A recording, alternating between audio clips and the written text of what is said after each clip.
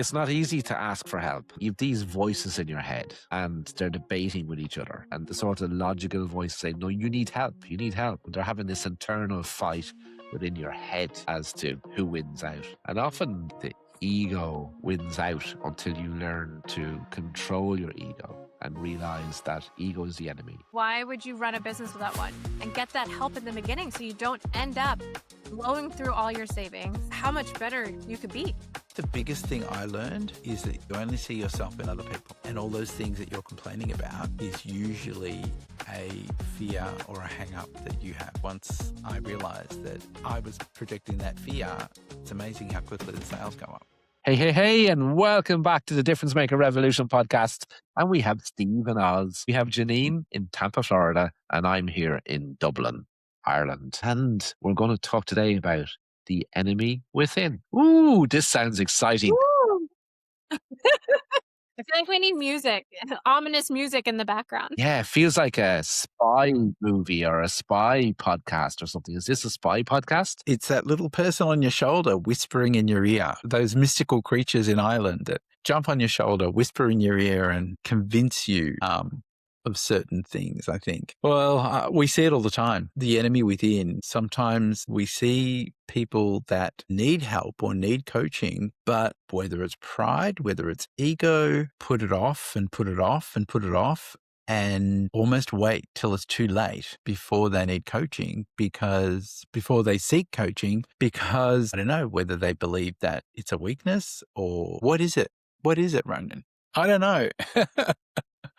It always was a mystery to me. Why do people wait till they're so desperate and they pretty much have no money to work with that they start looking for that business coach that they should have got years ago? Could be many reasons for that, Steve. But one of them could be that they actually don't know that they're in the financial mess they're in, because it's only when the bills come in and they can't pay them, or they can't, if they've got staff, they can't meet payroll, or, you know, that it's only then, because they haven't been understanding their numbers and in charge of their numbers and watching their numbers. You know, it's like it happened to me many moons ago when money was really, really tight and a bill would come in, and rather than dealing with it, I'd ignore it. Yeah, I don't know if you guys have ever been there, thinking it would go away. You know, but it doesn't go away. It only gets worse. So I think there's a bit of that too. It's nearly a fear of dealing with the situation and owning up to it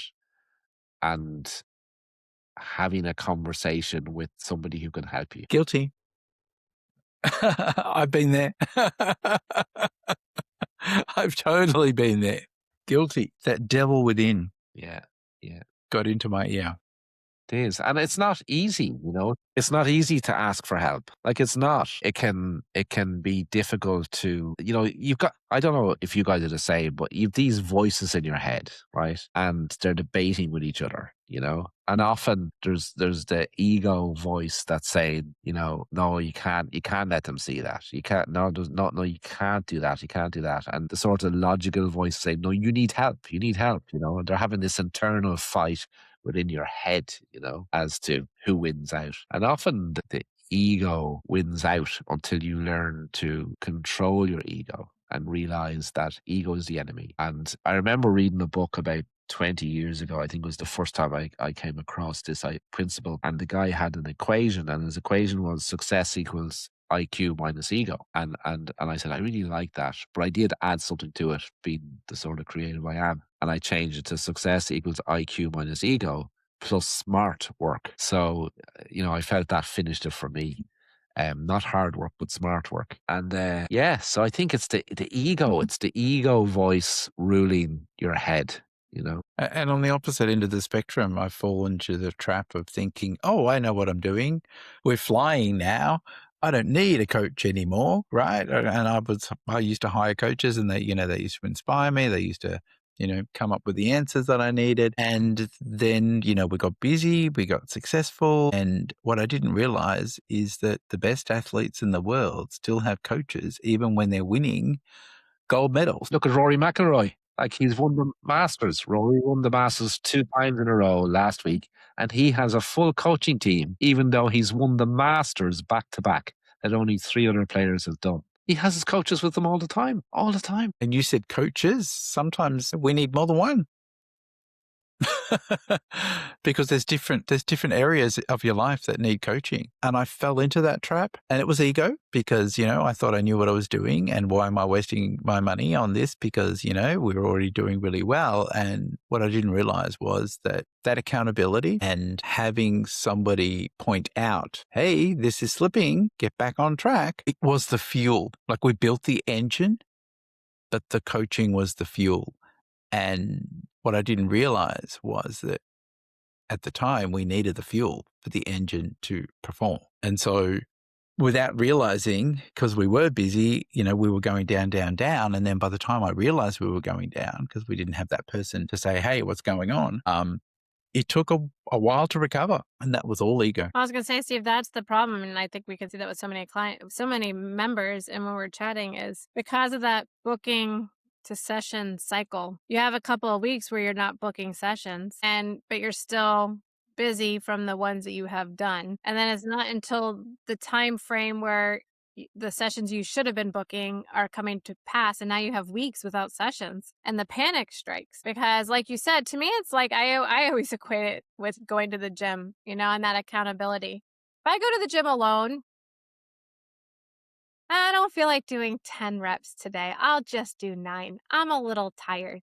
I'm only gonna, I don't need to walk a mile and a half. I'll just do a mile. I'm at 20 minutes. I'm good. It's like it's natural. You let yourself slide. Very few people that I know of could be motivated enough at the gym on their own to work at the potential that they could with a personal trainer who's going to push you and who's going to hold you accountable and things like that. And it's the same thing in our business, and this is why I love the call sheet, Steve, right? Because it's easy without accountability and tracking and coaching to let a day or two go by and we didn't make any bookings today. Oh, well, maybe tomorrow will be better. Then tomorrow comes and, no bookings today either. Well, it must have been a bad day.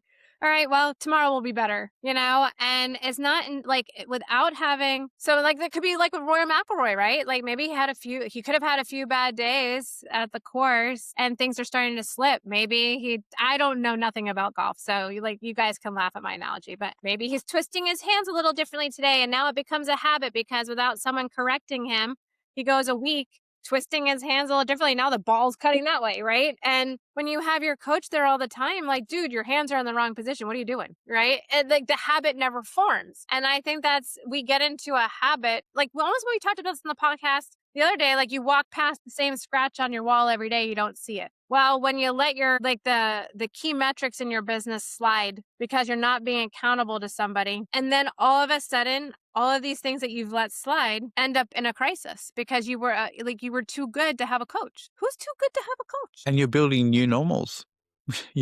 Normal used to be, at 80%, and then it became 75%, and then it became, 70%. And you got nobody to say, no, normal is 90%.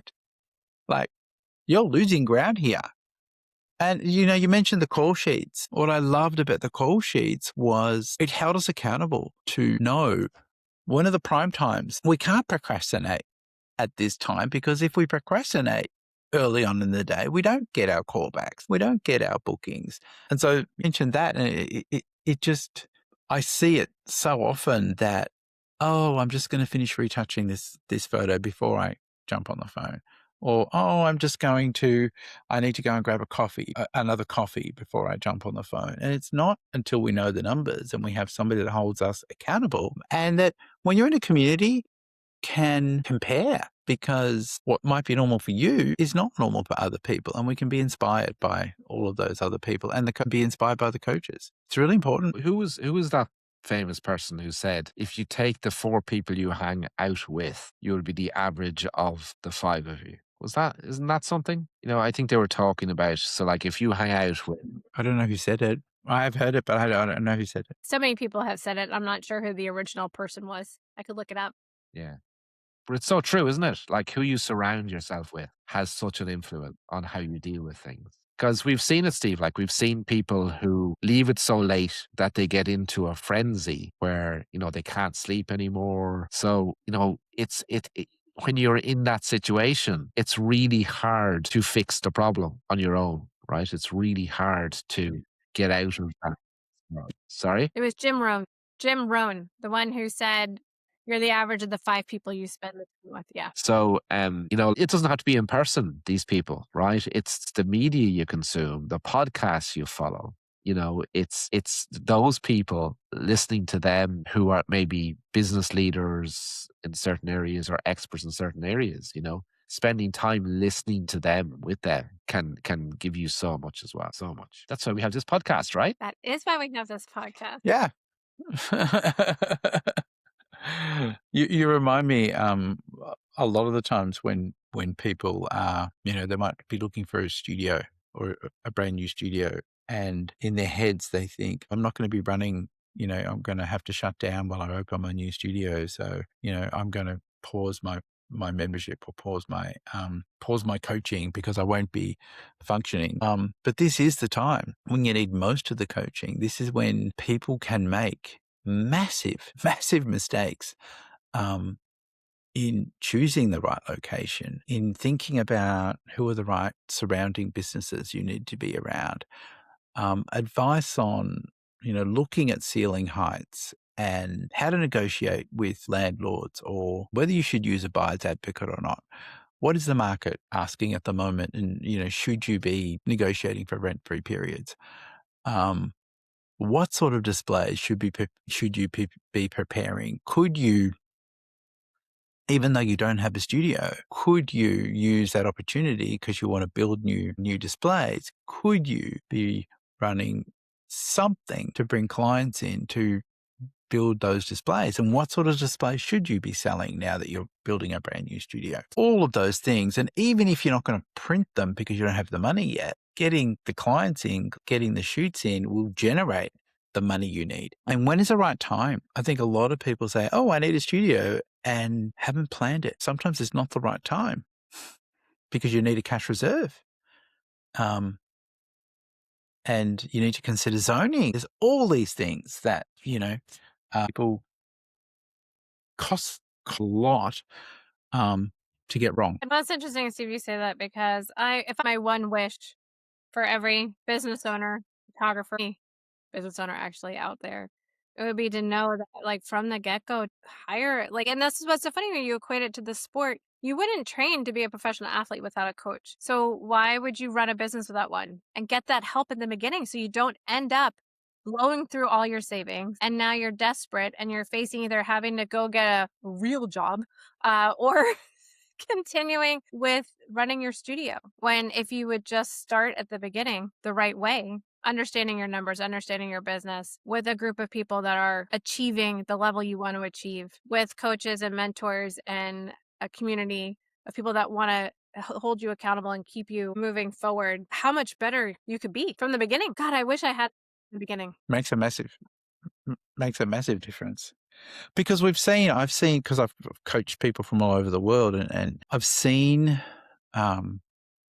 those people that were in other professions. And so they have to give up like a 6-figure salary to then, become a studio. And they seem to be the ones that will, they can afford it. They'll hire the coach. So then they don't get it wrong because they've got a lot to give up. And it does not take them long to, build a business that can replace that because they're getting the advice from the very beginning. And I feel as though sometimes when you wait too long, all you're doing is building those bad habits and reinforcing those bad habits. And they become so much easier, so much more difficult to let go of as you reinforce them over time. Much easier to set on the right foot from the very beginning. Way easier. And, everybody, I wish I had got a coach way before I actually didn't even know it was something that I needed, to be honest, until things started going south. Then you got to recover from that. It is part of learning. But Jeanine, I'd love to know a little bit more about your inner voices. Like, can you tell us any example in business about where the inner voices were talking to you and you took action? You told the ego voice to just sit down there and shut up. I'm going to go and get some help. So it's interesting, right? And I know Steve talks about this at all levels in your career. Your ego can never be too big to need a coach. Steve has had a coach, right? You've got, Ronan, you've had coaches. And And so, the inner voice, like, so I'm a mentor with the Difference Maker Revolution. I've had the voice, and I don't need a coach. I'm like doing it with the team, right? But you still do. And so as the little ego inner voices in your head, I got this. I know everything. I know what I need to do with my team. I got this. I can track their call sheets. I can make sure that what they're doing is right. I can listen to their calls and know that whether they're right or wrong and coach them through it. I'm their coach. Why would I need a coach? And so it's those little voices in my head, and then you realize you slap yourself and you're like, whoa, who's holding me accountable? And so it's that little voice. You're never too good to have someone else hold you accountable ever. And you're never too good to keep learning. And you're never too good to achieve the next level. Like, I'm never happy with where I'm at. I always want to achieve more. I always want to do more. I always want to make a difference to more people's lives. Now I'm at a point where I want to have a larger team so more people can have jobs and become part of an environment where they can make a difference in other people's lives. I think what we do is the greatest thing in the world. Why wouldn't I want to share that with more people? That's a different skill set that I do not have, right? And so you got to get it somewhere. I could figure it out on my own over years of trial and error, but why would I want to do that? When you can shortcut that by hiring someone to help you figure that out. So yeah, it is that. And I don't know if it's just me as a Gen Xer where you have that rugged independence, like I can do this on my own. I can figure this out by myself. I let myself into the house getting off the bus with my little key at the age of 5. I can figure out my business on my own. So anyways, yeah, it's battling that independent streak that you have, that you can figure it out on your own. Like it's a badge of honor. I don't think it's really a badge of honor to fail until you've failed so miserably you could, be out of business, when it's so easy to just ask for help. One thing I could never understand, confession time is that it's so easy going into somebody else's business and seeing what's wrong and looking for the opportunity. But then when you look at your own business, you just can't see it. And yet when you walk into somebody else's business, it's just so obvious. And it's almost like when you do get that coach, it's like putting on a set of glasses for the first time that you didn't even know that you've been looking at your business out of focus. And it's like everything's in front of you and it's there, but there's no detail. It's not sharp. And I found that when I hired a coach, it was like putting on a set of glasses, and then it was really clear to him. But I think because we're so close to it, and because there's so much emotional attachment to certain things that maybe we created or ways that we do things, we just can't see that there's another way. And we can't see clearly that there's an opportunity that we don't have the lenses and the glasses to see. And so what I found was it was almost like putting on a set of glasses, not even realizing that you were blind. It's that age-old saying, you can't see the wood from the trees, right? And it's literally that. When you're living in it every day, it's hard to do that. And that's why you need coaches around you. As you said, Steve, I go into other businesses and I like that. I see stuff like that. And there's stuff in our own business and I don't see it, it's crazy. It is crazy. What's that desensitization that Jeanine, you were talking about, that scratch on the wall? You just become desensitized. What you said, the levels keep going down. Without you even knowing or noticing. Like you can feel something's wrong.